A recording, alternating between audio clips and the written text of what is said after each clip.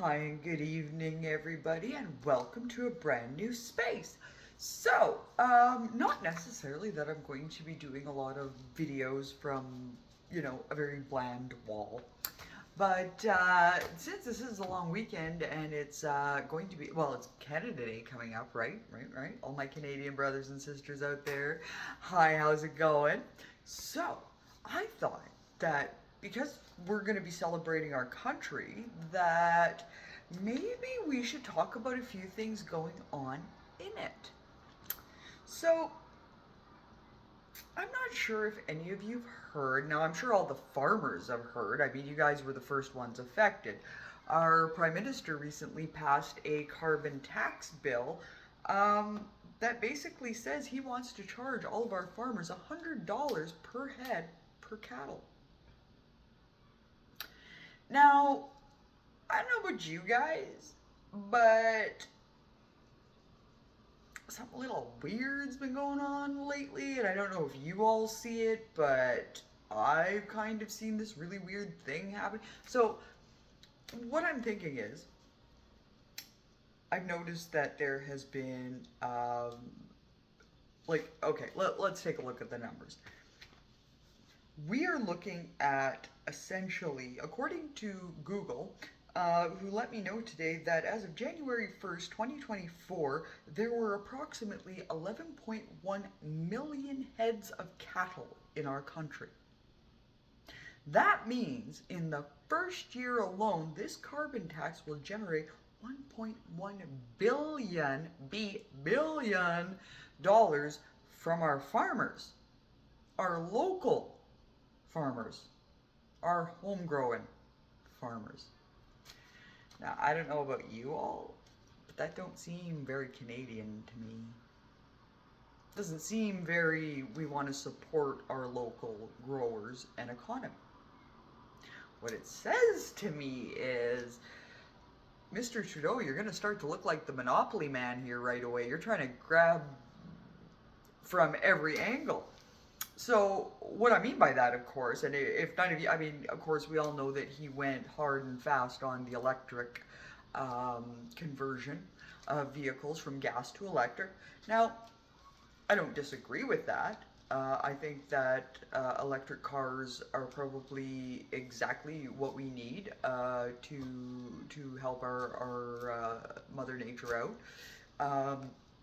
With that being said, I would like to see an amazingly more affordable electrical vehicle out there than what I've been seeing. I mean, we do have a lot of options, but even the most local vehicle is in electric is still 50,000-60,000 Canadian dollars.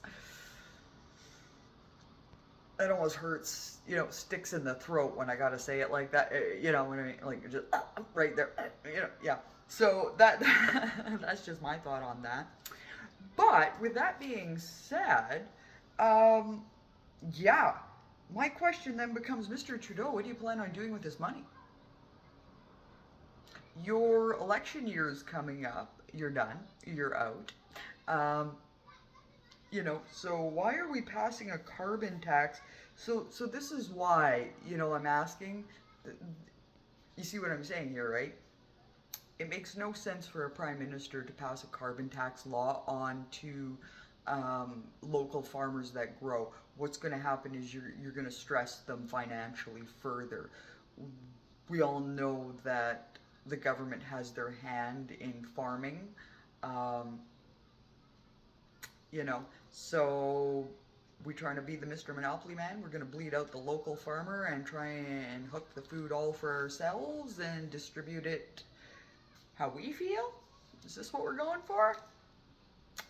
So just to put that little feather in your cap, brings me to the next part 3 of my talk with everybody. So while I'm looking at something like this, where it's basically telling me that he's trying to stress out our local farmers financially, and thus basically bring an end to that sort of farming in our country, do you know what that means? It means that the government owns the food source. It means that the government is now controlling the energy to a whole other level. It means so much more than just $100 a head of cattle. Just saying. Now, on the other hand, as Canadians, I'm hearing across the board that there are an astounding amount of us that just don't jive with the government anymore. Like, we really don't care because whether we vote A, B, or C. And let's just talk about the voting here for a minute. I'm going to let y'all in on a little secret. And whether you knew it or not, which I found actually kind of interesting because I went to do a little bit of looky-loo, into Canadian history because we're coming up on Canada Day. And I like to know a few things, a few fun facts as we go. So here's what I'm seeing. Okay, so when Canada was first formed, it was on May the 24th in 1867. Now, as we all know, us proud Canadians, we are very well aware that it was Sir John A. Macdonald that was our first Prime Minister. But did you all know that he wasn't voted into his position as Prime Minister, but was rather appointed Prime Minister by the Governor General? Now, anybody that knows their history will know that the Governor General was Britain colonial that basically gave our Prime Minister his power in the beginning. So with that being said, Canadians, we're all about democracy. We're all about, freedom. We're all about all that.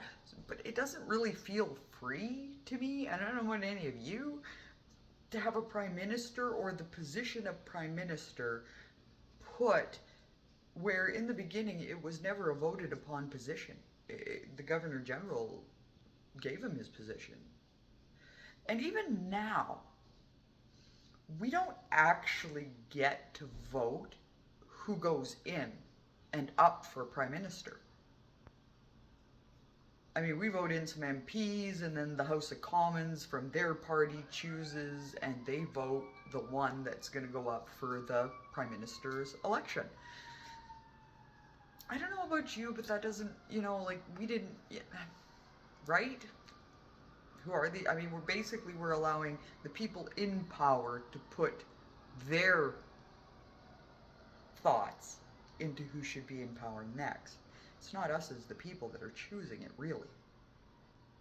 When we start to look at things like that, maybe my fellow Canadians are correct. Maybe it is time to look at a whole other level of government. Not what we've known to this point. Now let's just take a look at that just a little bit, because again, I like history and I like facts, so I like to know, sort of why we would want to change at this point.